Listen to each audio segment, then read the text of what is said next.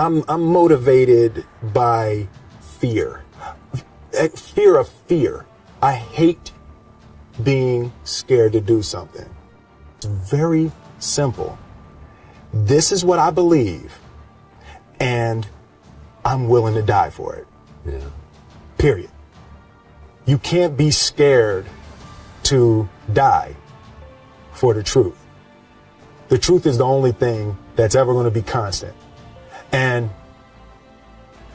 you can't fear what might happen to you if you were to tell the truth. Because what happens to you if you don't tell the truth is worse than telling the truth will ever be. The first step before anybody else in the world believes it is you have to believe it. There's no reason to have a plan B because it distracts from plan A. And I think psychologically, the advantage that gives me over a lot of people that I have been in competition with in different situations is it's difficult to take the first step when you look how big the task is. The task is never huge to me. It's always one brick. I believe, and I learned very young, that you don't try to build a wall. You don't set out to build a wall. You don't say, I'm going to build the biggest, baddest, greatest wall that's ever been built. You don't start there. You say, I'm going to lay this brick as perfectly as a brick can be laid. There will not be one brick on the face of the earth that's going to be laid better than this brick that I'm going to lay in this next 10 minutes. And you do that every single day. And soon you have a wall. And soon you have a wall. I've never really viewed myself as particularly talented. Where I excel is ridiculous, sickening work ethic. You know, while the other guy's sleeping, I'm working. While the other guy's eating, I'm working. The separation of talent and skill is one of the greatest misunderstood concepts for people who are trying to excel, who have dreams, that want to do things. Talent you have naturally. Skill is only developed by hours and hours and hours of beating on your craft. I always knew that I could work hard enough. There wasn't an issue with discipline, or there wasn't an issue with the ability to sacrifice or the willingness to sacrifice.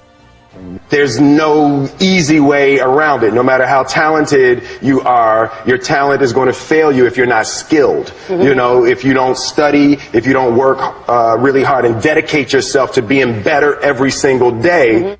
This one year, my father had his shop, and he decided for whatever reason that he wanted a new wall on the front of his shop. So he tore down probably about 16 feet high and probably about 30 feet long. He just completely tore the wall down, and my brother and I had to dig a 6-foot hole.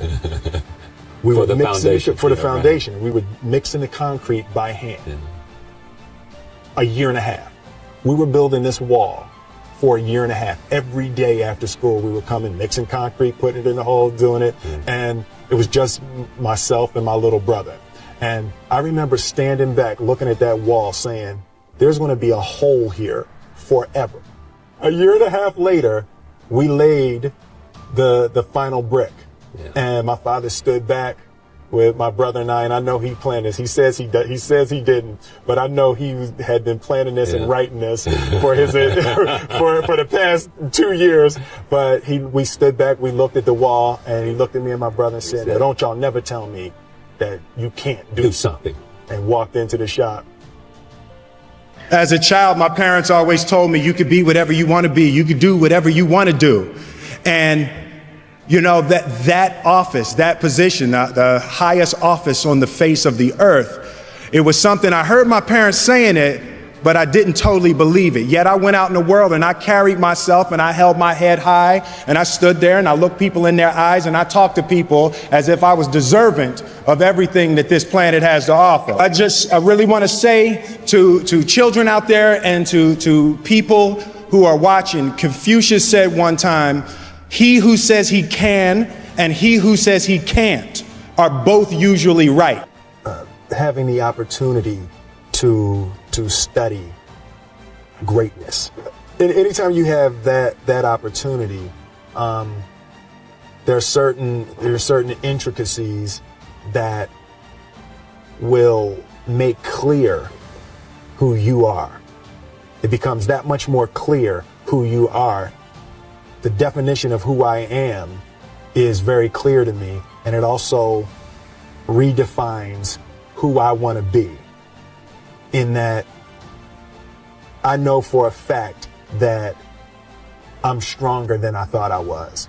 You know, you can't help but ask yourself the question, what would I do if I was in Muhammad Ali's shoes? I'm not the best at anything. You know what I mean?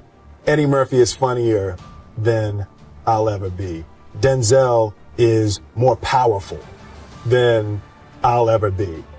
I think that my strength is I can do everything well.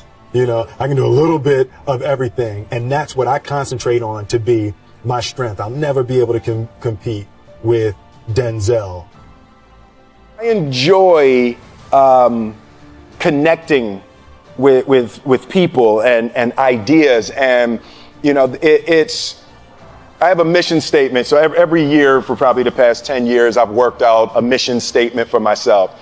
And for the last few years, the mission statement has stayed the same, and it's been improve lives, right? So when I go into something, I'm looking for how the quality of this piece could potentially improve lives. But it's all along the way. It's when you make the movie and how you're interacting with people in the process. And, you know, the concept of improving lives runs through the center of everything I do. And then I realized that the way to improve lives is to continually improve yourself, right? So with that, every morning when I get out of the bed, you know, I haven't fixed everything in the world yet, so there's always something to do.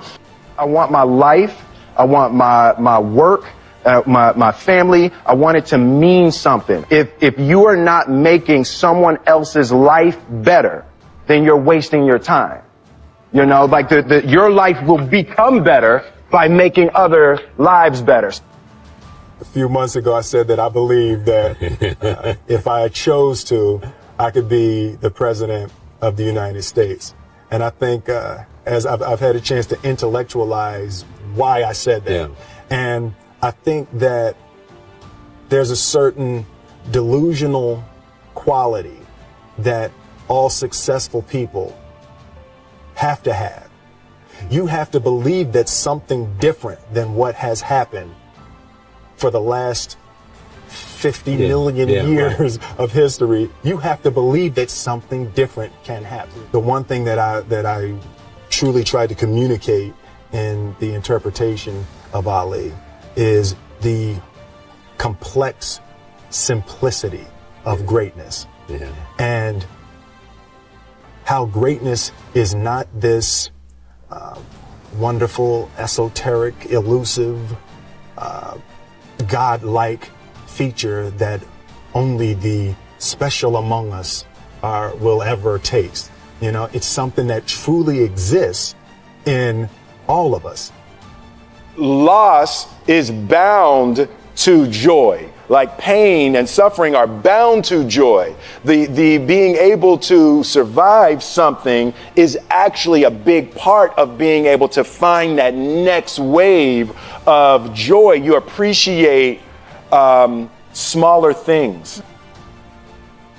I hated being scared, you know, that I didn't want to even take the meeting. I just hated that being scared to do something.